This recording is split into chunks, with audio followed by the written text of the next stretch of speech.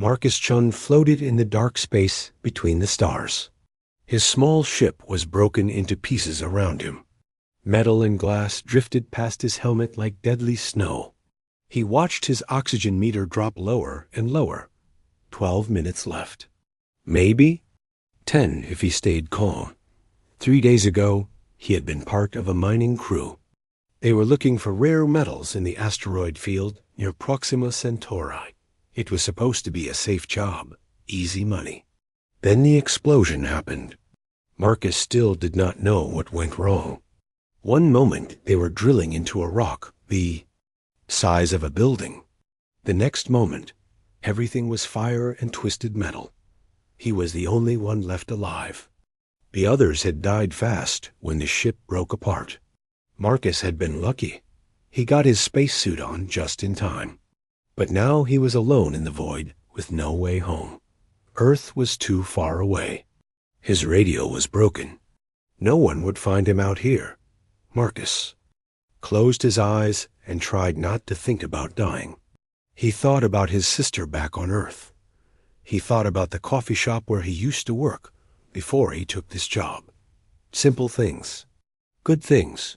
The oxygen meter beeped. 8 minutes left. Then something moved in the corner of his eye dot at first. Marcus thought it was another piece of wreckage. But this piece was too smooth, too clean.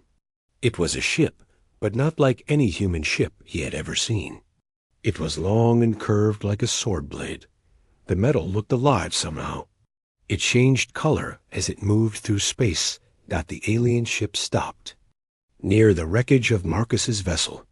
Marcus felt his heart beat faster. Were there really aliens out here? The government always said they might exist, but no human had ever met one. At least, not that anyone knew about. A bright light came from the alien ship. It swept across the broken pieces of metal and glass. Then the light found Marcus. He squinted and raised his hand to block the glare.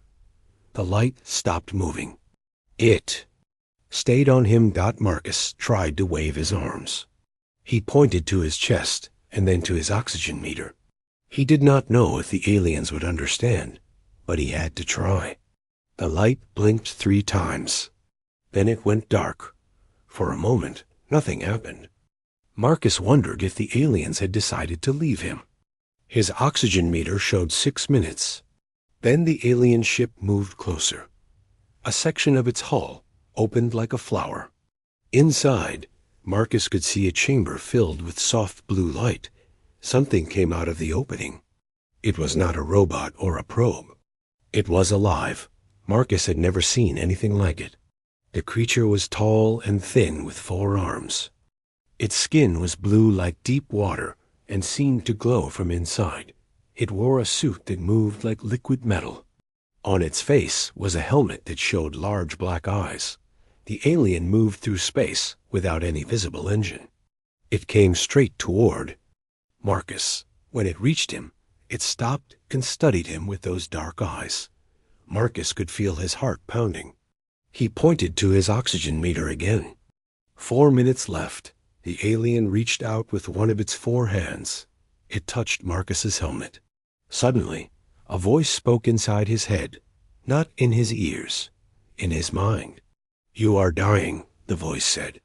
It sounded female somehow, though Marcus could not be sure. "Yes," Marcus whispered, though he knew the alien could not hear him through his helmet. "I can save you," the voice continued. "But it will change you. You will not be the same." Marcus looked at his oxygen meter. 3 minutes. He did not have time to think about what that meant. "Please," he said out loud. The alien wrapped 2 of her arms around Marcus. With her other 2 arms, she did something to a device on her belt. Suddenly, they were moving through space toward the alien ship. Marcus felt no acceleration, no push or pull. They just moved.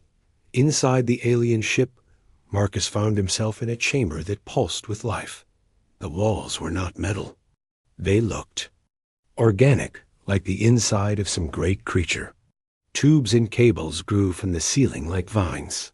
Everything was bathed in that soft blue light. other aliens were waiting for them. They all had the same basic shape as his rescuer, but they were different colors and sizes. Some had markings on their skin that shifted and changed. They spoke to each other in musical sounds that Marcus could not understand. The alien who had saved him guided Marcus to a platform in the center of the chamber. She removed her helmet, and Marcus saw her face clearly for the first time. She was beautiful in a way that made no sense to him. Her features were sharp and angular, but graceful. Her skin changed color slowly from blue to silver to blue again.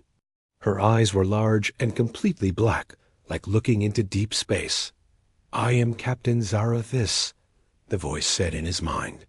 "This is my ship, the Void's Edge." Marcus tried to remove his own helmet, but Zarathis stopped him with one hand. "Not yet," she said. "The air here will kill you. We must prepare you first." Other aliens surrounded the platform. They brought machines that Marcus did not recognize. Everything looked grown rather than built. The devices pulsed and hummed with their own life. "What are you going to do to me?" Marcus asked. Zarathis looked down at him.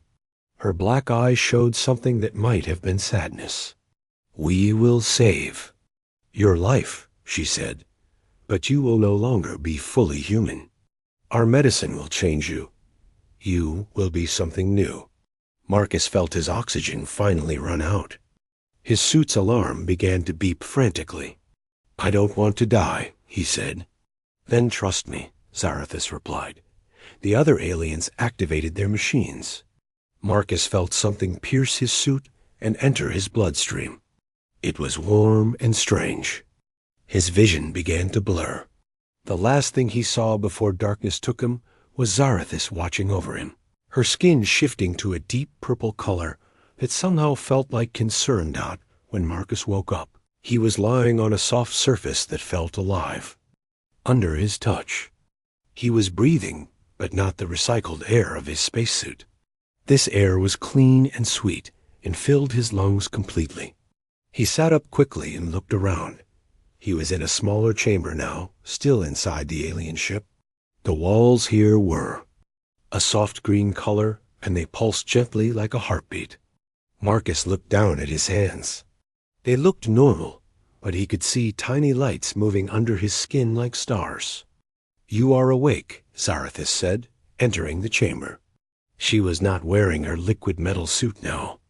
Instead, she wore a simple garment that looked like it was made of light itself. "What did you do to me?" Marcus asked. His voice sounded different, somehow clearer. "We saved you," she said, sitting on the edge of his bed. "But as I warned, you are changed. You have our medicine in your blood now. It will keep you alive, but you cannot return to your people. The change would kill you if you left our biofield." Marcus felt panic rising in his chest. "What do you mean? I can never go home?" Zarathis reached out and touched his forehead with one finger. Instantly, Marcus felt calm. Not drugged calm, but genuinely peaceful. "Home is not a place," she said gently. "It is where you belong. And now, Marcus Chun of Earth, you belong with us." Marcus stared at her, realizing that his life as a human was over. But somehow, looking into those infinite black eyes, he did not feel afraid anymore. He felt something else entirely, something that might have been hope. Marcus had been awake for 2 days now. He spent most of his time in the small chamber where he had first opened his eyes. Zarathis called it a healing room.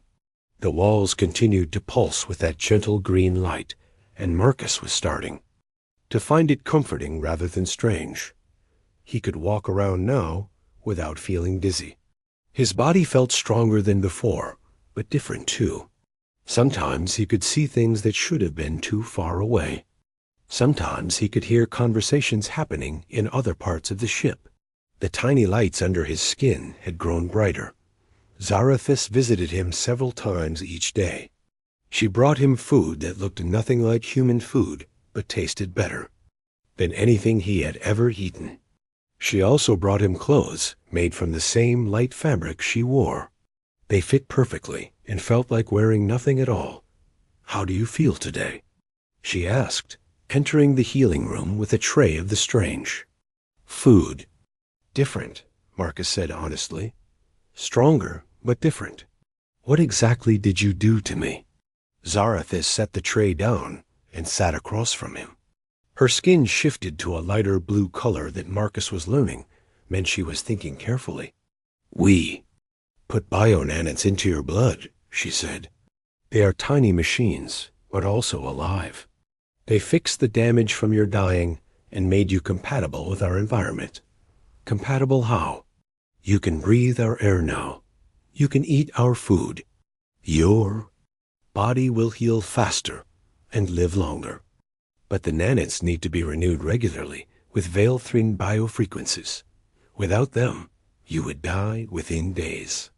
Marcus felt cold despite the warm air. "So I really can never go home." "Not to stay," Zarathis said gently. "But there is more you must understand." The procedure created an unexpected connection between us. As if to demonstrate, Marcus suddenly felt a wave of concern that was not his own. It came from Zarathis, and somehow he knew it was her worry for him. "What was that?" he asked, startled. "The neural link," she explained. "It was not intended, but sometimes it happens when bionanites are shared between two minds during a life-saving procedure. We can sense each other's emotions, sometimes thoughts." Marcus stared at her. "You mean you can read my mind?" "Not read exactly, but I can feel what you feel, and you can feel what I feel." She paused. "Can you sense anything from me now?" Marcus concentrated. At first there was nothing. Then, like tuning into a radio station, he began to pick up something. It was complex and layered. He felt her curiosity about him, her concern for his well-being, and something else. Something warmer and more personal that made his cheeks burn. "This is impossible," he said. "Many things are possible that your people have not yet discovered." Zarathis replied, "But this creates a problem. In my culture, when someone saves another's life at great personal cost and a neural link forms, it is called Kethmiran, a sacred life bond. What does that mean?" Before Zarathis could answer, the door to the healing room opened. Another Veilthrin entered. This one was larger than Zarathis, with darker blue skin and silver markings that moved across his face, like living tattoos. His mental voice was harsh when he spoke to Marcus. "So this is the human contamination," he said. "Commander Veltar," Zarathis said aloud, rising to her feet, "you will show respect to my guest." "Guest?" Veltar's skin flashed red. "Captain, this creature is a violation of every first contact protocol we have. The High Command is demanding answers." Marcus felt anger radiating from Zarathis, but she kept her voice calm. "I saved a dying being. That is my right as a ship's captain." "Your right?" Veltar moved closer. "You have put this entire crew at risk. Humans are known throughout the galaxy as chaos bringers. Everywhere they go, conflict follows." "That is." "Enough," Zarathis said firmly. But Veltar was not finished. He turned to Marcus. "Do you know what your species is called by the other civilizations? The unbound ones. You follow no rules. You make no sense. You destroy everything you touch." Marcus felt his own anger rising. "I haven't destroyed anything. I was just trying to survive." "Survival at any cost," Veltar said. "That is exactly what we mean. Your people care nothing for order or tradition. You take what you want and leave chaos behind. Commander, leave." "U.S.," Zarathis ordered. Veltar's skin flashed red again, but he obeyed. Before he left, he sent one more thought to Marcus. "The captain may be bound to protect you now, but the rest of us are not. Watch yourself human." When he was gone, Marcus turned to Zarathis. What did he mean about you being bound to protect me? Zarathis sat down heavily. Her skin had turned a dark purple color that Marcus was beginning to associate with stress. The Kethmiran bond makes you my responsibility, she said. Your survival and well-being are tied to my honor. If you die or are harmed while under my protection, I lose my standing in society. I could lose my command, but you didn't know this would happen when you saved me. No, but it has happened, and now we must deal with it. She looked at him directly. There is more. The High Command has sent word that they want to study you. They see you as either a potential weapon or a dangerous unknown. Marcus felt fear spike through him. Study me how? I do not know, but I will let them take you. Her skin shifted to a determined silver color. The bond means I am responsible for you, but it also means I have the right to refuse orders. That would harm you. This is insane, Marcus said. I just wanted to go home. And I wanted to save a life, Zarathis replied. But we both got more than we bargained for. Marcus stood up and began pacing around the small room. As he moved, he noticed that Zarathis' skin colors shifted to match his emotional state. When he felt frustrated, she showed flashes of red. When he felt sad, her skin turned darker. Can you turn it off? He asked. This connection? No.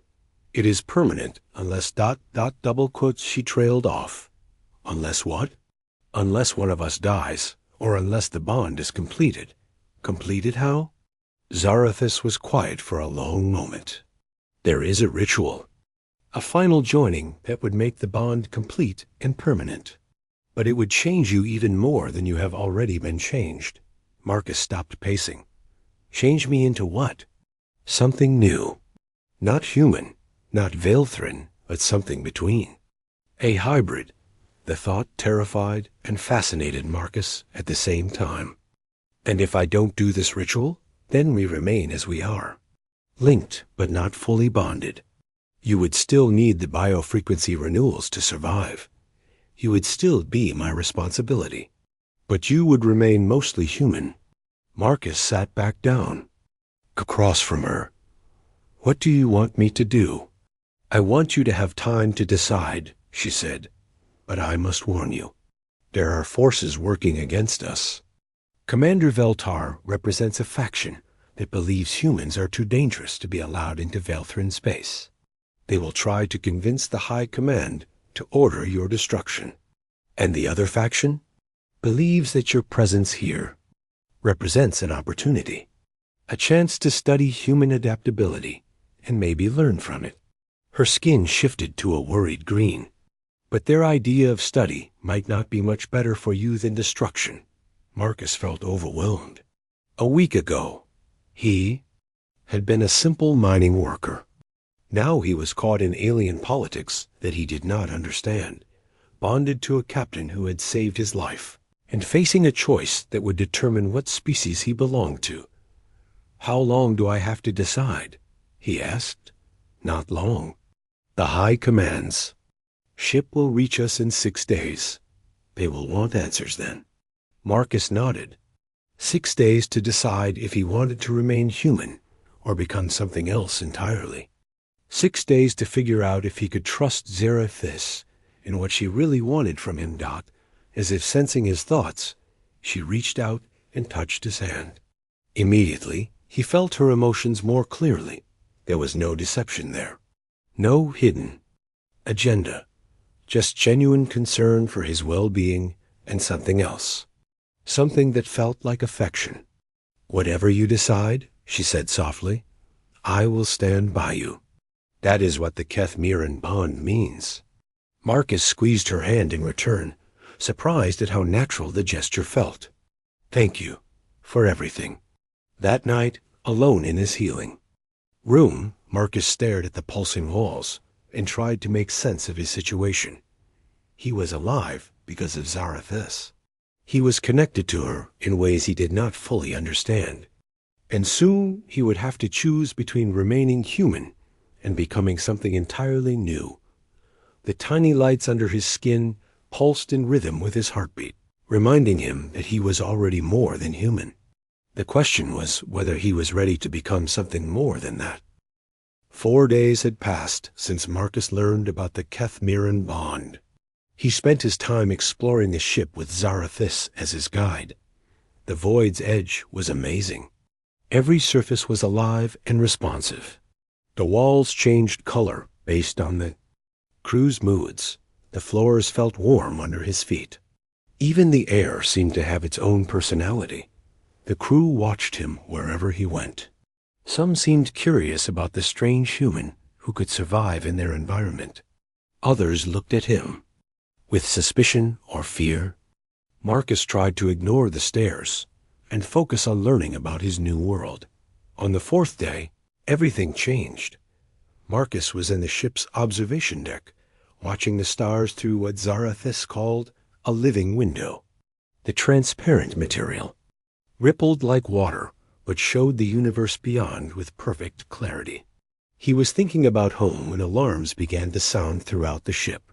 The window changed color from clear to red.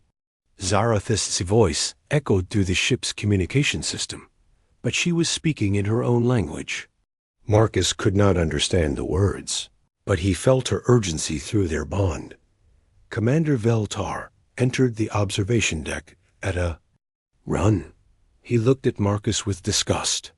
"Your presence here has brought us nothing but trouble," he said. "What's happening?" Marcus asked. "We have received a distress signal from Mining Colony 7. Pirates have taken it over. The High Command has ordered us to investigate." Veltar's skin flashed angry red. "It is a suicide mission. They want the captain to fail so they can justify taking you away from her." Marcus felt cold. "You think this is because of me?" "I know. It is because of you," Veltar replied. "The captain has enemies in the High Command. They see her protection of you as weakness. This mission is designed to prove their point." Before Marcus could respond, Zarathis entered the observation deck. Her skin was a determined silver color, but Marcus could feel her worry through their bond. "We are changing course from Mining Colony 7, she announced. "Pirates from the Hegrith Collective have taken the facility and are holding the workers." "Hostage. How many pirates?" Veltar asked. "Unknown, but the colony has over 200 workers." Her skin darkened. "The Hegrith are not known for mercy." Marcus had heard of the Hegrith Collective during his mining days. They were a loose alliance of different alien species that made their living by raiding and pillaging. They were brutal and smart, which made them dangerous. "What's the plan?" Marcus asked. Both Zarathis and Veltar looked at him with surprise. "You are not part of this," Veltar said. "You will stay in your quarters where you cannot cause more problems." "Wait," Marcus said. "Maybe I can help." Veltar laughed, a harsh sound. "Help?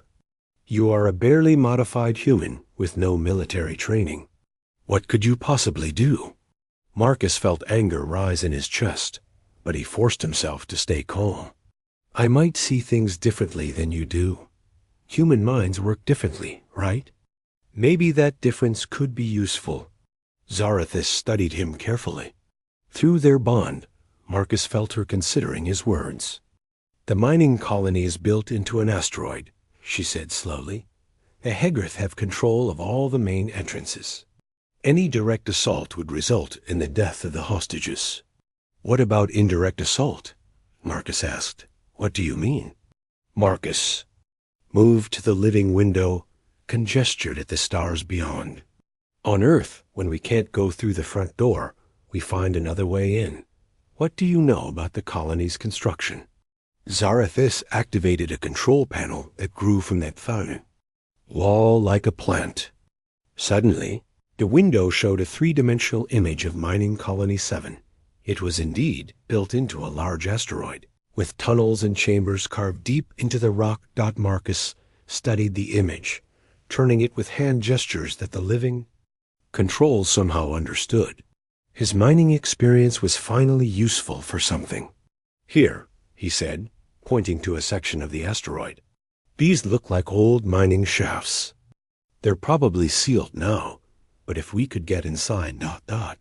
Those shafts are too small for Veilthrin soldiers, Veltar objected. Too small for you, Marcus agreed, but not too small for me. Zarathus' skin shifted to an alarmed purple. Absolutely not. It is too dangerous. Everything about this mission is dangerous, Marcus replied. But think about it. I could get inside through the old shafts. Create a distraction. Give your soldiers a chance to break through the main defenses. You would be alone in there with hostile aliens, Veltar said. You would die within minutes. Marcus felt something strange then. It was confidence, but not entirely his own. Some of it was coming through the bond from Zarathus. She was beginning to see the possibility in his plan. Not if we coordinate through the neural link, Marcus said, looking at her. You could. Guide me. Tell me where to go, what to avoid. The link has limited range, she said. Then you come with me. Part way, at least. Veltar's skin went almost black with anger. This is insane. Captain, you cannot seriously be considering this. But Zarathus was already thinking it through. Marcus could feel her tactical mind working through their bond. The Hegrith would not expect such an approach, she said finally. They think in terms of direct confrontation. A small infiltration might catch them off guard. Captain, I must. Protest, Veltar said. Your protest is noted, she replied firmly. But this human may have given us our only chance to save those workers. 2 hours later, Marcus found himself in a Veilthrin spacesuit that had been modified for his smaller human frame. The suit was more advanced than anything he had used before. It moved like a second skin and provided information directly too. His mind through the neural link with Zarathus. They approached Mining Colony 7 in a small scout ship. The main asteroid looked normal from the outside, but Marcus could see the Hegrith ships docked at various ports. There were at least 6 vessels, which meant they were facing a significant force. The old mining shaft is on the dark side of the asteroid, Zarathus said through their private communication channel. Can you see it? Marcus enhanced his suit's vision. There, barely visible among the rocky surface, was a circular depression that marked an old shaft entrance. I see it. How do we know it's not sealed completely? We don't, she admitted. This plan requires a great deal of faith. Faith in what? In human adaptability, she said, and Marcus felt her trust in him through their bond. The scout ship positioned itself near the shaft entrance. Marcus activated his suit's propulsion system and carefully approached the opening. The shaft was indeed sealed, but with a simple metal plate rather than solid rock. His suit's tools made quick work of cutting through it. Inside the shaft was dark and narrow. Marcus had to move carefully to avoid scraping against the rough walls. His enhanced vision allowed him to see in the darkness, and the neural link kept him connected to Zarathus. I'm inside, he reported, moving toward the main colony areas. Be careful, she replied.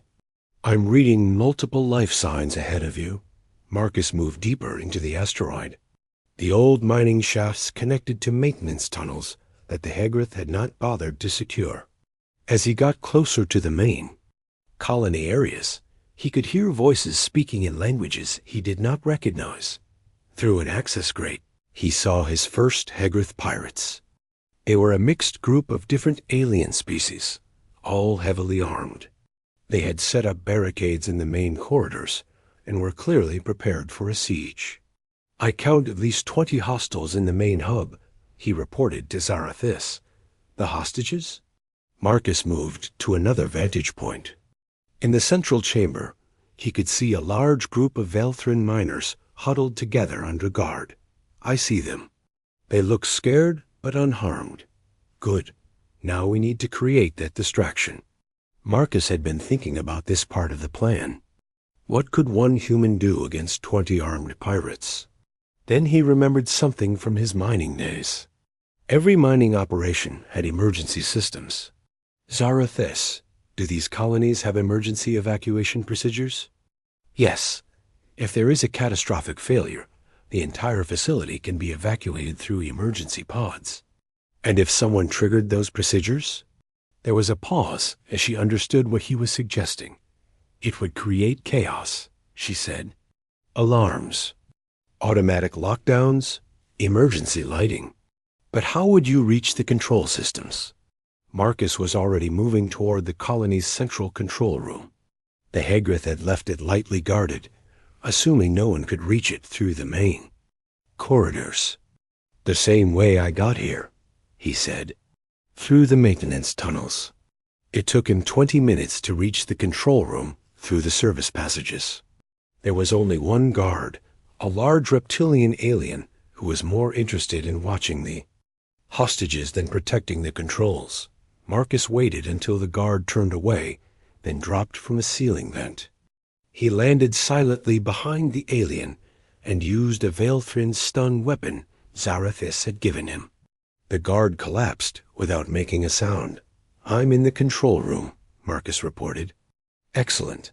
Can you activate the emergency systems? Marcus looked at the Veilthrin control panels. They were similar to human systems, but more organic looking. With Zarathis guiding him through their link, he began activating the emergency procedures. Suddenly, alarms began blaring throughout the colony. Emergency lights started flashing. Automated voices announced evacuation procedures in multiple languages. Now, Zarathis said, through the control room's monitors. Marcus watched the Hegrith. The journey back to Veilthrin space took 3 days. During that time, Marcus noticed how differently the crew treated him. They no longer whispered when he walked by. Some even nodded respectfully when they saw him. The rescue mission had changed. Their opinion of humans, or at least of this particular human. But Marcus could feel Zarathis' growing worry through their bond. She tried to hide it, but the neural connection made deception impossible between them.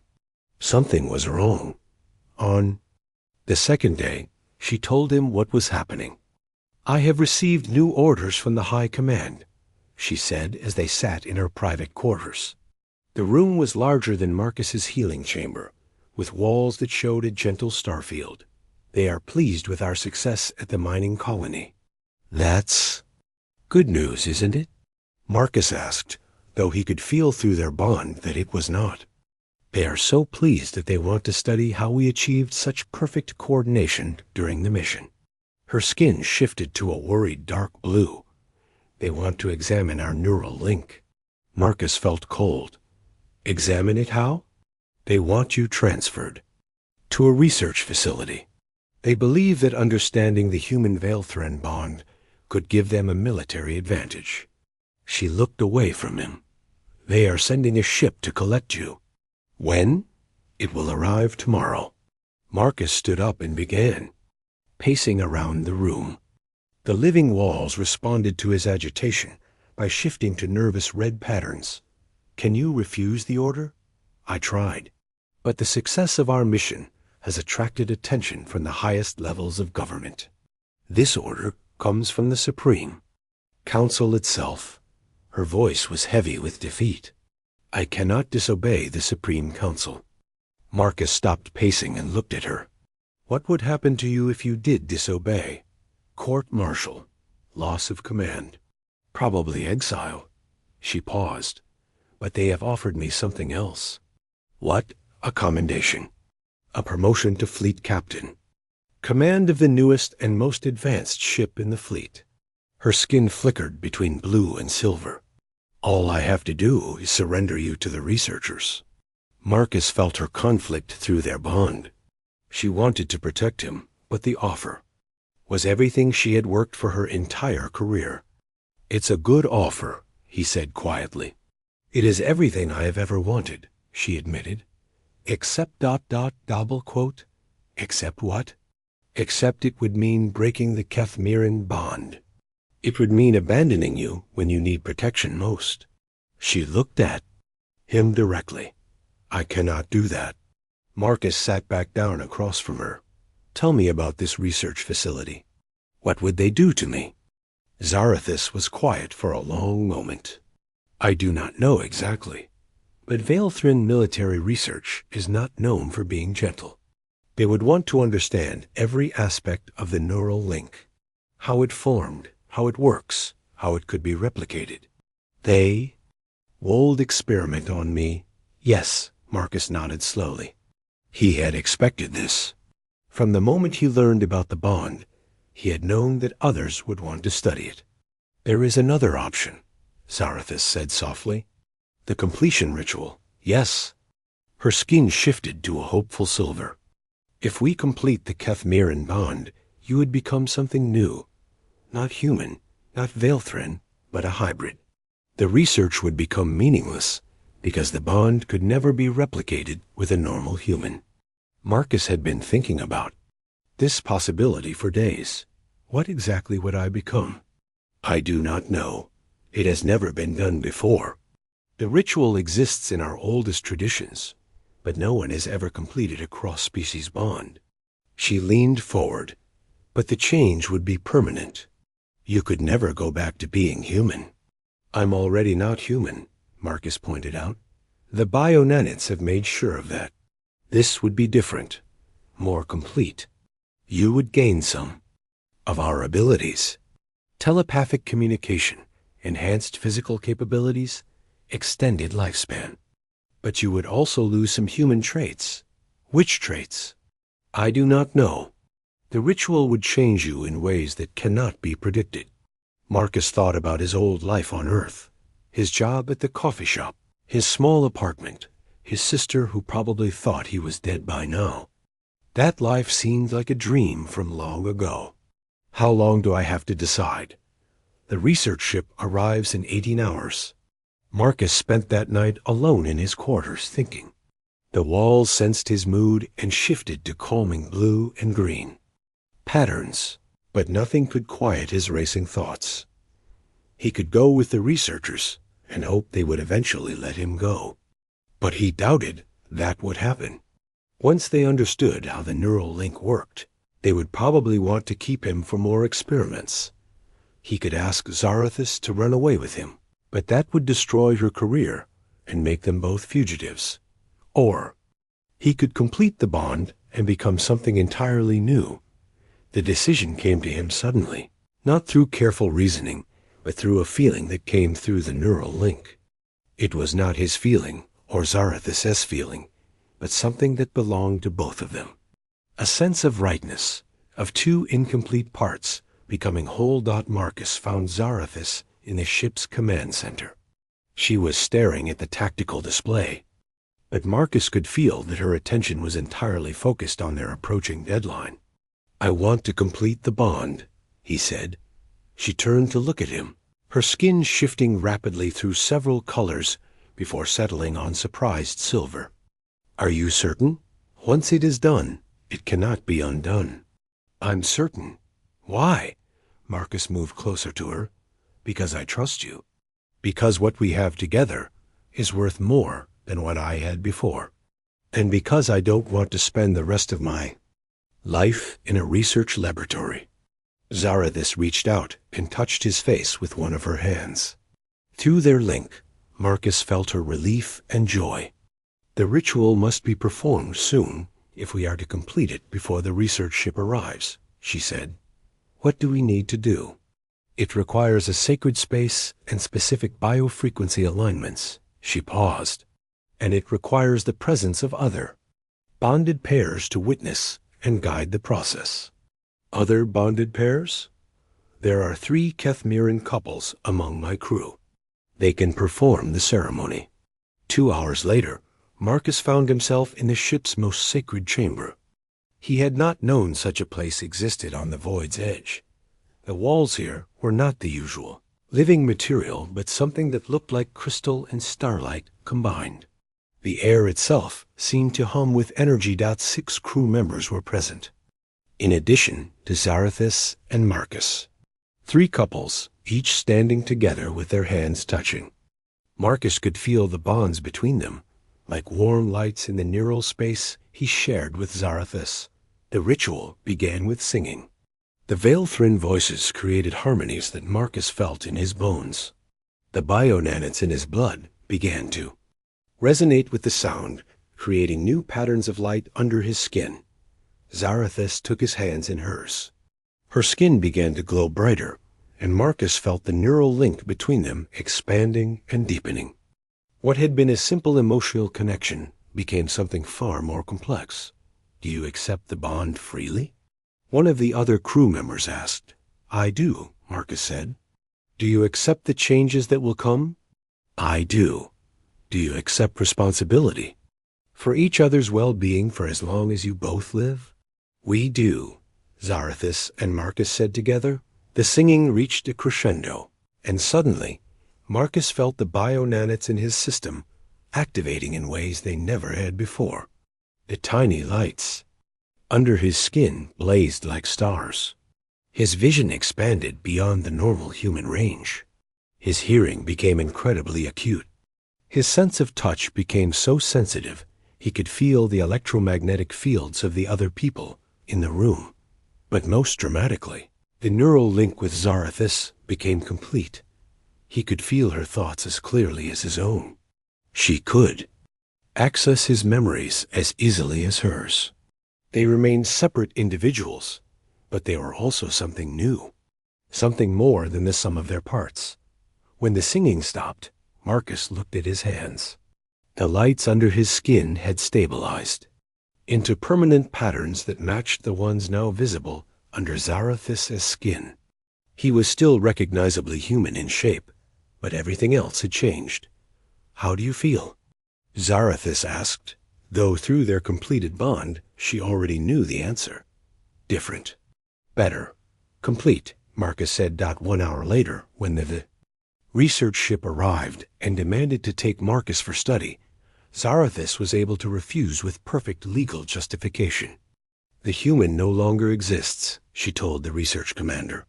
"What stands before you is something new, a hybrid created through the Keth-Miran bond. Your research parameters no longer apply." The research commander was angry, but he could not argue with the law.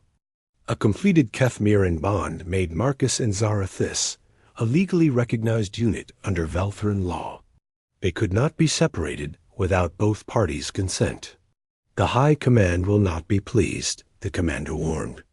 "The High Command will learn to adapt," Zarathus replied, "just as we all must." As the research ship departed, Marcus stood beside Zarathus on the command deck. Through their bond, he could feel her satisfaction and relief, but he could also sense something else: new possibilities, new directions for their shared future. "What happens now?" he asked.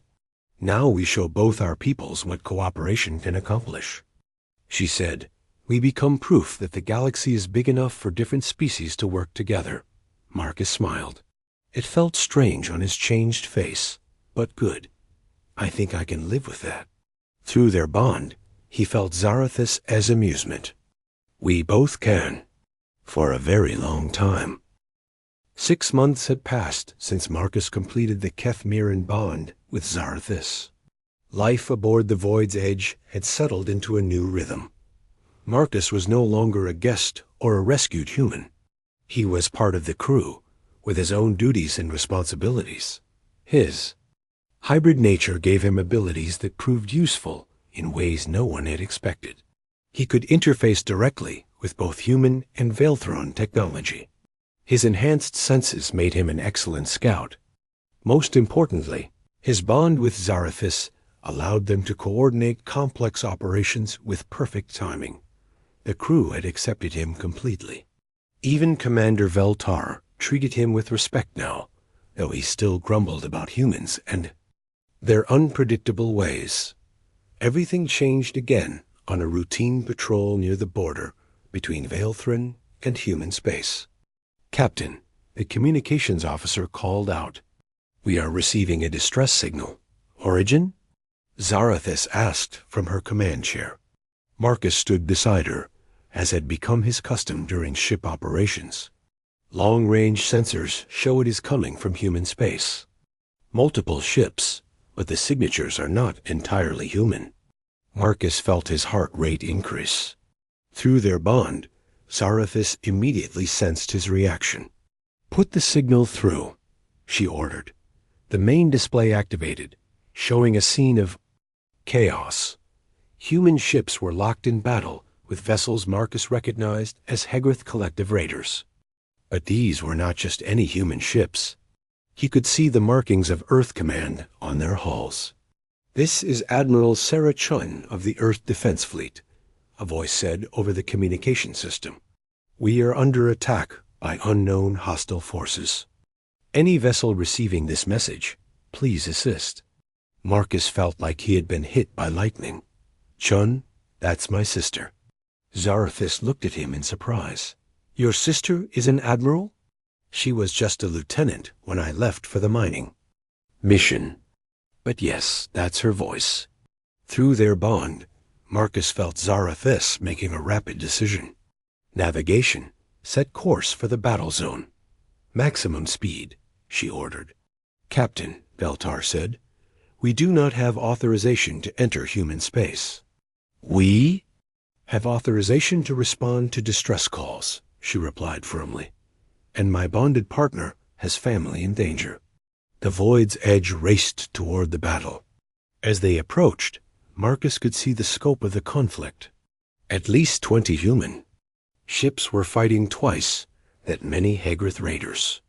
The humans were outnumbered and taking heavy damage.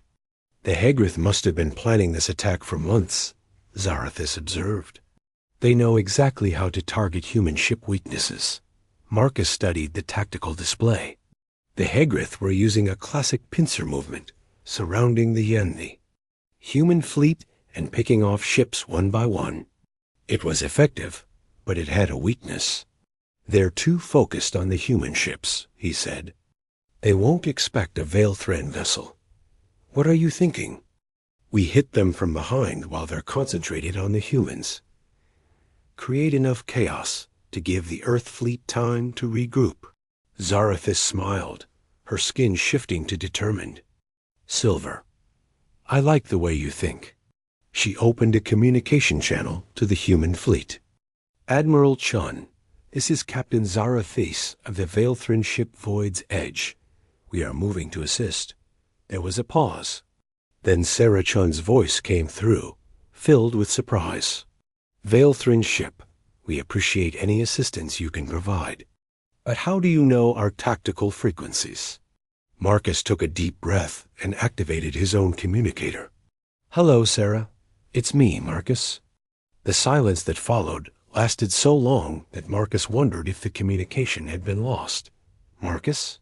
His sister's voice was barely a whisper. "Marcus, you're supposed to be dead. Your ship was lost 6 months ago. It's a long story. But right now, we need to focus on these pirates." "We?" "Marcus, what's going on? I'll explain later. Right now, trust me and follow our lead." The Void's Edge dove into the battle. Veilthran weapons were more advanced than anything the Hegrith had faced before.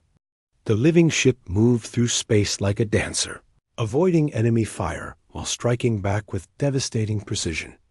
But Marcus realized that superior technology alone would not be enough. The Hegrith had too many ships, and they were adapting quickly to the new threat. "We need to coordinate with the human fleet," he told Zarathis. "Combine our advantages." "How?" Marcus felt an idea forming, the neural link. "Can you extend it temporarily to include other minds?" Zarathis looked at him in surprise. "It is possible, but dangerous. The connection would be unstable. Can you reach my sister?" "If she is willing to accept the link, yes." Marcus opened the communication channel again. "Sarah, I need you to trust me completely. We want to share tactical information directly through a neural connection." "A what?" "It's hard to explain, but it will let us coordinate our attacks perfectly. You'll be able to feel what we're planning, and we'll know what you're thinking." Marcus, that sounds impossible. So did aliens 6 months ago. Please, Sarah, it's our only chance. There was another pause. Then Sarah's voice came back, filled with the same determination Marcus remembered from their childhood. Do it. The neural link expansion was unlike anything Marcus had experienced before. Suddenly, he could feel 3 minds connected instead of 2. His sister's thoughts were there, clear and sharp and unmistakably familiar. But she was also changed. Years of military command had made her harder, more focused. The effect on the battle was immediate. The human fleet and the void's edge began, moving in perfect coordination. Sarah could anticipate Zarathus' attacks and position her ships to take advantage of them. Zarathus could sense the capabilities of each human vessel and adapt her tactics accordingly. The Hegrith, who had been winning easily, suddenly found themselves fighting an enemy that moved like a single organism. Their formations were broken apart by precisely timed attacks. Their ships were caught between Velthran precision and human unpredictability. Within an hour, the battle was over. The surviving Hegrith ships fled into deep space, leaving the humans and Velthran's victorious dot. As the link faded, Marcus felt his sister's mind pulling away, but not before he sensed her amazement at what they had accomplished together. "My God, Marcus," she said over the communicator, "what have you become?" 2 hours later, Marcus found himself in the shuttle bay of his sister's ship, the Earth defense vessel Prometheus. It was his first time on a human ship since his rescue, and everything felt strange and familiar at the same time. Sarah was waiting for him, along with Zarathus and a small diplomatic party. Marcus's sister looked older than he remembered, with gray streaks in her black hair and lines around her eyes that spoke of years of responsibility. But when she saw him, her expression was pure joy. "Marcus," she said, and hugged him tightly. Marcus hugged her back, grateful that his enhanced senses allowed him to appreciate the familiar smell of her perfume and the sound of her heartbeat. But he also noticed how she tensed when she felt the lights moving under his skin. "You really are different," she said, stepping back to look at him. "I'm still your brother." "Are you?" She looked at Zarathus. "And you're the one who saved him?" "We saved each other," Zarathus replied. Diplomatically, the formal introductions and explanations took several hours. Marcus told his sister about the mining accident, his rescue, the bond, and his transformation. Sarah listened with the patience of a trained officer, but Marcus could see the struggle in her eyes as she tried to accept what her brother had become. "Earth Command is going to want to study what happened here today," she said finally. "The coordination we achieved through that neural link was unlike anything in our military doctrine. The same way the Velthran High Command wanted to study Marcus," Zarathus said pointedly. Sarah nodded. "I understand your concern, but this could change everything. If humans and Velthrans can work together like that, imagine what we could accomplish. Imagine what we could accomplish if we didn't try to turn each other into laboratory specimens," Marcus added. His sister smiled for the first time since their reunion. "You always were the idealistic one." Over the following days, as both fleets made their way to a neutral meeting point, Marcus found himself serving as an unofficial ambassador between the two species. His unique nature allowed him to understand both perspectives and translate between them in ways that pure translation could not achieve. The formal negotiations were complex and often frustrating. Both governments wanted to understand the neural link technology. Both wanted to ensure their own security. Both were suspicious of the other's intentions. But gradually, progress was made. The successful joint operation against the Hegrith had proven that cooperation was possible. More importantly, it had shown that such cooperation could be more powerful than either species acting alone. Marcus and Zarathus were assigned to a new joint command structure. They would lead a mixed crew of humans and Velthrans, exploring the frontier regions where neither government had strong presence. Their mission was to respond to threats that required both species' capabilities. 6 months later, Marcus stood on the bridge of their new ship, a synthesis. It was a hybrid vessel, combining human engineering with Valthran biotechnology. The crew was evenly split between both species, and they had learned to work together with remarkable efficiency. "Captain," the communications officer called out. She was human, but her console was Valthran biotech. "We're receiving a distress signal from an unknown species."